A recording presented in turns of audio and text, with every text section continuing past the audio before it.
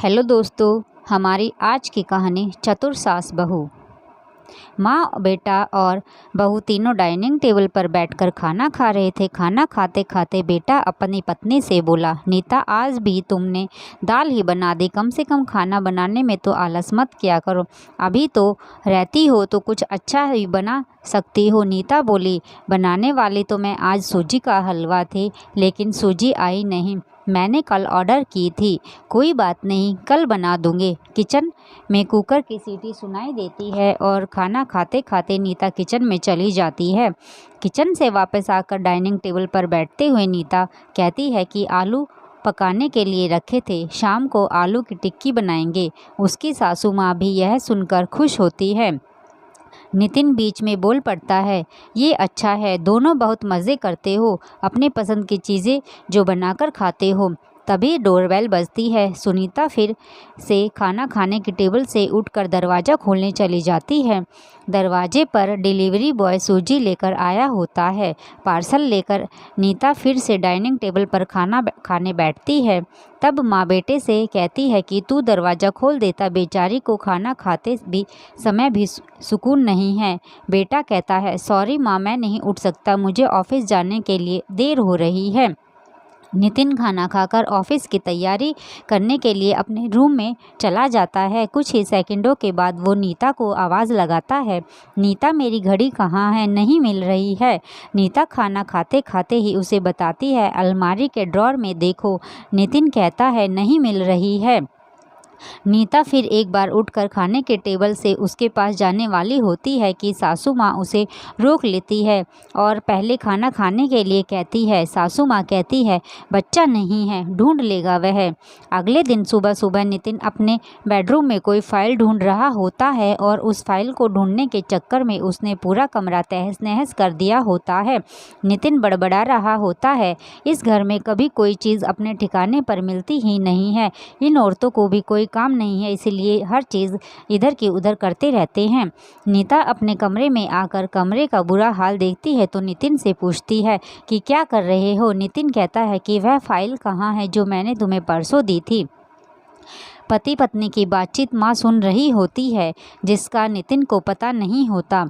अब माँ और नीता नितिन को सबक सिखाने के लिए प्लान बनाते हैं।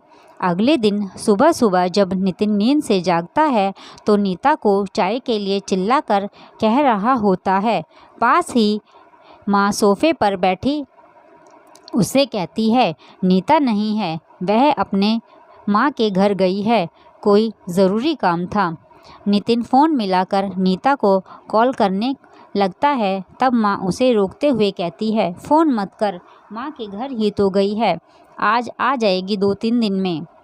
नितिन फ़ोन रख देता है और माँ से कहता है कि माँ चाय। तभी माँ बोल पड़ती है, हाँ हाँ, 2 कप बनाना, मैं भी पीऊँगी।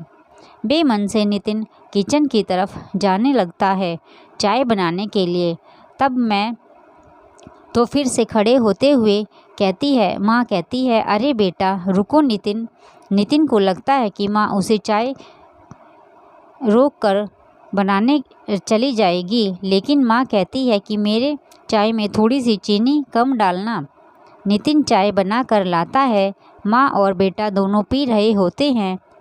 तब माँ बोलती है, अच्छी बनाई है, लेकिन नीता जो चाय बनाती है उसमें तुलसी की कुछ पत्तियाँ डाल देती हैं, उसका स्वाद ही अलग आता है। बेटा कोई नहीं, अगली बार जब तू चाय बनाएगा तो ध्यान रखना। नितिन माँ की तरफ देखता ही रह जाता है। थोड़ी देर बाद नितिन माँ से कहता है, माँ आज फिर खाने में मटर पनीर। माँ फिर से नितिन की बात काटते हुए माँ कहती है, अरे वाह, आज मेरा बेटा मुझे मटर पनीर बनाकर खिलाएगा। अच्छा है, अच्छा है, काफ़ी दिनों से मटर पनीर खाने की इच्छा हो रही थी। नितिन माँ से कहता है, अरे माँ, मैं तुम्हें मटर पनीर बनाने के लिए कह रहा था। माँ कहती है, नहीं बेटा, मेरे घुटनों में दर्द रहता है, मैं इतने घंटों तक किचन में खड़ी नहीं रह सकती।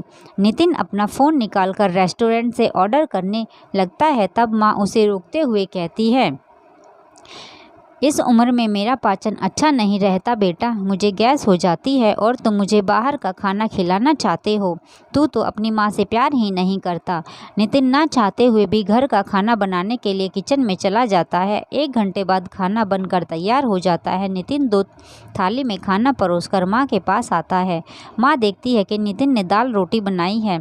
माँ नितिन से कहती है, अरे बेटा, तू तो मटर पनीर बनाने वाला था ना। नितिन कहता है, माँ यह आसान था बनाने के लिए। माँ कहती है, नीता होती तो आज मुझे मटर पनीर ही बनाकर ही खिलाती। चलो कोई बात नहीं, मैं कहाँ हर दिन मटर पनीर खाती हूँ, आज भी दाल रोटी ही खा लूँगी। आ बैठ, साथ में मिलकर खाना खाते हैं। दोनों बैठकर खाना खाने लगते हैं। नितिन पहला निवाला मुंह में रखा ही होता है कि माँ उसे कहती है, अरे बेटा, दाल में नमक थोड़ा कम है, जाकर नमक ले आ। नितिन खाते खाते उठता है और किचन से नमक लाकर माँ को दे देता है। फिर अपना खाना खाने बैठता है। बीच में ही माँ खांसने लगती है और नितिन से कहती है, अरे बेटा, खाना गले में अटक गया है, थोड़ा सा पानी लेकर आ। नितिन फिर से खाना खाते खाते उठता है और पानी लेकर माँ को देता है। इन सब से नितिन के मुंह पर परेशानी साफ देखी जा सकती थी।